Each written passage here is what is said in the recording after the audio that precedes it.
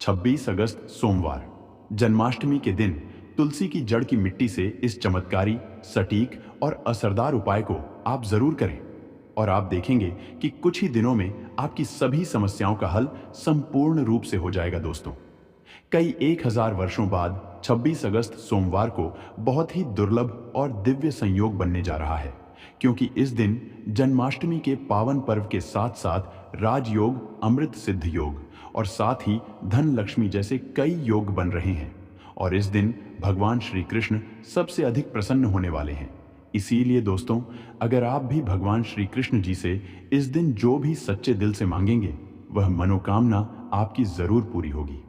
वहीं दोस्तों, कृष्ण भगवान को प्रसन्न करने के लिए इस जन्माष्टमी पर तुलसी की जड़ की मिट्टी से जुड़ा यह उपाय जरूर करना चाहिए, जो कि आपकी किस्मत बदल देगा और आपको बना देगा मालामाल और धनवान। साथ ही इस एकमात्र उपाय से आपके सभी दुखों का नाश हो जाएगा। इसलिए दोस्तों, वीडियो को अंत तक जरूर देखें। और दोस्तों, अगर आप भी अपने जीवन में भगवान श्री कृष्ण की कृपा पाना चाहते हैं तो इस वीडियो को लाइक करें। कमेंट में जय श्री कृष्ण, राधे राधे लिखना ना भूलें। दोस्तों, जन्माष्टमी का पावन पर्व भगवान श्री कृष्ण जी के जन्मोत्सव के रूप में मनाया जाता है। भगवान कृष्ण जी का जन्म भादो मास के कृष्ण पक्ष की अष्टमी तिथि को रोहिणी नक्षत्र में हुआ था और उनके जन्म के दिन को आज भी काफी धूमधाम से मनाया जाता है। जन्माष्टमी के दिन भगवान कृष्ण की आधी रात यानी 12 बजे पूजा की जाती है और घंटे घड़ियाल बजाकर उनके जन्म की खुशियां बांटी जाती है। दोस्तों, जन्माष्टमी का पर्व मथुरा और वृंदावन में बहुत ही धूमधाम से मनाया जाता है। खासकर मंदिरों और घरों में लोग बाल गोपाल के जन्म उत्सव का आयोजन भी करते हैं और बाल गोपाल के लिए पालकी भी सजाते हैं। ऐसी मान्यता है कि भगवान विष्णु जी ने धर्म की स्थापना करने के लिए श्री कृष्ण जी के रूप में जन्म लिया था। इस दिन व्रत धारण कर श्री कृष्ण जी का स्मरण करना अत्यंत ही फलदायी होता है।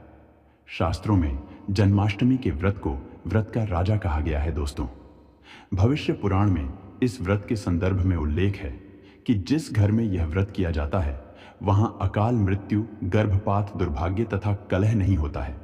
जो एक बार भी इस व्रत को करता है वह संसार के सभी सुखों को भोग कर विष्णु लोक में निवास करता है। दोस्तों, इस दिन लोग पूरा दिन व्रत उपवास रखते हैं और आपको बता दें कि जन्माष्टमी का व्रत अष्टमी तिथि से शुरू होता है और इस व्रत का पारण नवमी तिथि में ही करना चाहिए, तभी इस व्रत का पूरा फल प्राप्त होता है। इसलिए जो जो लोग इस व्रत को रखें उन्हें सप्तमी की रात में हल्का सात्विक भोजन करना चाहिए, साथ ही ब्रह्मचर्य का पालन करना चाहिए। दोस्तों, जन्माष्टमी का व्रत कुछ लोग निर्जला रहकर भी रखते हैं, तो वहीं कुछ लोग फलाहार करके भी इस व्रत को करते हैं। दोस्तों, जन्माष्टमी के दिन प्रातःकाल जल्दी उठकर स्नान आदि करके स्वच्छ वस्त्र धारण करें। इसके बाद पूर्व या उत्तर दिशा की ओर मुंह करके बैठ जाएं और अपने हाथ में थोड़ा सा जल, पुष्प और अक्षत ले लें और जन्माष्टमी के व्रत का संकल्प करें। इसके बाद भगवान श्री कृष्ण जी की विधिवत पूजा करें। और दोस्तों, आपको बता दें कि भगवान श्री कृष्ण जी का जन्म निशीत काल यानी आधी रात में होता है और कई घरों में रात 12 बजे भगवान श्री कृष्ण जी का जन्म भी किया जाता है। तो जो लोग कृष्ण जी का जन्म रात में करते हैं वे नाल छेदन भी करते हैं, और जो लोग नाल छेदन करना चाहते हैं तो उनके लिए बता देते हैं कि 12 बजने से कुछ घंटे पहले ही एक खीरा ले लें और उसको थोड़ा सा काट कर उसमें कृष्ण जी को बैठा दें। फिर जब 12 बजे तो भगवान को उस खीरे से बाहर निकालकर एक सिक्के की मदद से खीरे को काट दें। इसे नाल छेदन कहा जाता है। इसके बाद उन्हें सबसे पहले शुद्ध जल से स्नान कराएं, फिर उन्हें पंचामृत, दूध, दही, घी, शहद और शक्कर से स्नान कराएं। तत्पश्चात गंगा जल से भी स्नान कराएं। इसके बाद शुद्ध जल से स्नान करने के बाद उन्हें साफ कपड़े से पोंछकर उन्हें नए और सुंदर चमकीले वस्त्र धारण कराएं और उनका श्रृंगार करें। इसके बाद उन्हें झूले या सिंहासन में विराजमान करें। ध्यान रहे, इस दौरान आप कृष्ण नाम का जाप करते रहे या राधे राधे बोलते रहे या श्री कृष्ण जी के किसी भी मंत्र का जाप करते रहे। अब आप कृष्ण जी की विधिवत पूजा करें, उन्हें चंदन लगाएं, फूल माला अर्पित करें और उन्हें भोग लगाएं। भोग में आप माखन, मिश्री, पंचामृत, नारियल से बनी मिठाई या धनिया की पंजीरी का भोग लगाए हैं। ध्यान रहे, उसमें तुलसी का पत्ता जरूर डालें। इसके बाद धूप दीप जलाकर भगवान श्री कृष्ण जी की आरती जरूर करें और कृष्ण जी को इस दिन झूला जरूर झूला। यह दोस्तों, जन्माष्टमी की रात को लोग रात्रि जागरण करके भजन कीर्तन आदि भी गाते हैं। इससे आपको शुभ फल की प्राप्ति होती है।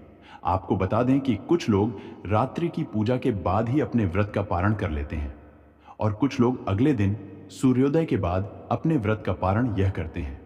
ध्यान रहे कि आप प्रसाद खाकर ही अपने व्रत का पारण करें। दोस्तों, जन्माष्टमी का व्रत लोग अलग अलग तरह से रखते हैं। कुछ लोग इन दिन निर्जला रखते हैं, यानी दिन में पानी नहीं पीते हैं। वहीं कुछ लोग दिन भर उपवास रखकर रात को फलाहार करते हैं, जबकि कुछ लोग दिन में 2 बार फलाहार करते हैं। दोस्तों, इस दिन व्रत में आप रसीले फल का सेवन कर सकते हैं या आपके शरीर में पानी की कमी नहीं होने देंगे। तरबूज, खरबूजा, ककड़ी जैसे अधिक पानी वाले फल ले सकते हैं। अमरूद, केला और सेब भी खा सकते हैं और आप दही की लस्सी व्रत की शुरुआत इससे पहले पी सकते हैं। लस्सी पीने से आपको ज्यादा प्यास नहीं लगेगी। इस वर्ष जन्माष्टमी का पर्व कब मनाया जाएगा, तो आपको बता दें, जन्माष्टमी कृष्ण पक्ष की अष्टमी तिथि इस बार 26 अगस्त सोमवार को पड़ रही है और यह कृष्ण भगवान की 5021वीं जन्माष्टमी होगी। ऐसे में यह 26 अगस्त सोमवार को तड़के 3 से शुरू होगी और 27 अगस्त मंगलवार को 2:19 तक रहेंगी। इसलिए इस दिन 3:55 से रोहिणी नक्षत्र शुरू होगा। दोस्तों, जन्माष्टमी के लिए इस बार शुभ मुहूर्त 45 मिनट का है, जो 11:21 से 12:45 तक रहेगा। ऐसे में इस दिन रोहिणी नक्षत्र का संयोग भी है। ऐसे में इस दुर्लभ संयोग में जन्माष्टमी की पूजा करने से 3 जन्मों के पापों से मुक्ति मिलेंगे। वहीं अगर किसी की आत्मा प्रेत योनि में भटक रही है तो उनके नाम से की गई पूजा उनकी आत्मा को मुक्ति प्रदान करेगी। इस दिन का व्रत निसंतान को भी संतान का सुख देने वाला होता है। ऐसे में इस बार जन्माष्टमी का व्रत करना आप ना भूलें। साथ ही जो इस व्रत को शुरू करना चाहते हैं तो इस बार उनके लिए यह सबसे अच्छा मौका है भगवान श्री कृष्ण की कृपा पाने का। ऐसे में वह भी इस बार व्रत को शुरू कर सकते हैं। तो दोस्तों, आइए अब जानते हैं तो तुलसी की जड़ की मिट्टी के चमत्कारी उपाय। दोस्तों, तुलसी ना केवल एक पौधा है बल्कि तुलसी देवी है। सनातन धर्म में तुलसी गाय और पवित्र नदी गंगा को मां का दर्जा दिया जाता है। जैसे कि गंगा मां कहा जाता है, गाय को गौ माता कहा जाता है, उसी तरह तुलसी को तुलसी मैया कहा जाता है। तुलसी के हर पत्ते में साक्षात भगवान श्री विष्णु का वास समझा जाता है। इस धरा पर जो भी देवता मानव रूप में वितरित हुए, उनमें से हर एक ने माता तुलसी की पूजा जरूर की है। जिस घर में इसका वास होता है वहां आध्यात्मिक उन्नति के साथ सुख, शांति और आर्थिक समृद्धि स्वतः ही आती है। तुलसी की जड़ से जुड़े कई उपाय हैं। कोई भी तुलसी की जड़ का उपाय यदि आप करते हैं तो आपको हमेशा ध्यान रखना है कि जो तुलसी का पौधा सूख गया हो उसकी जड़ का ही उपयोग करना है। तुलसी की मिट्टी का तिलक लगाएं। ज्योतिष शास्त्र के मुताबिक कार्तिक महीने में भगवान विष्णु और मां लक्ष्मी को प्रसन्न करने के लिए तुलसी के पौधे के पास दीपक जलाना चाहिए और तुलसी की मिट्टी से तिलक लगाना चाहिए। ऐसा करने से सुख समृद्धि बढ़ती है, बुद्धि का विकास होता है और सभी पापों से मुक्ति मिलती है। आर्थिक संबंधी समस्याओं से परेशान हैं तो तुलसी को रोजाना सुबह जल चढ़ाएं और शाम को दीपक जलाएं। इसके साथ ही तुलसी की जड़ को लेकर चांदी की ताबीज में डालकर गले में पहन लें। इससे आपको लाभ मिलेगा और धन संबंधी समस्याओं से छुटकारा मिलेगा। निगेटिव एनर्जी के लिए अगर आपके घर या फिर ऑफिस में निगेटिव एनर्जी है तो तुलसी की जड़ की माला बना लें और इसे मंदिर या फिर किसी स्थान में रख दें। इससे आपको लाभ मिलेगा। तनाव मुक्ति के लिए, मन की शांति और तनाव मुक्त होने के लिए तुलसी की जड़ की माला बना लें। आप चाहे तो मार्केट से खरीद सकते हैं। इसे आप गले में हमेशा पहने रहें।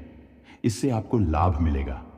इसके साथ ही हर तरह की नकारात्मक ऊर्जा से भी बचाव होता है। तुलसी की जड़ से मिट्टी लेकर माथे पर तिलक लगाएं। तुलसी के पौधे को घर में लगाने से मां लक्ष्मी का वास होता है और परिवार में सुख, समृद्धि और सकारात्मकता बनी रहती है। इसलिए रोजाना स्नान करने के बाद तुलसी के पौधे की जड़ से मिट्टी लेकर माथे पर तिलक लगाया जा सकता है।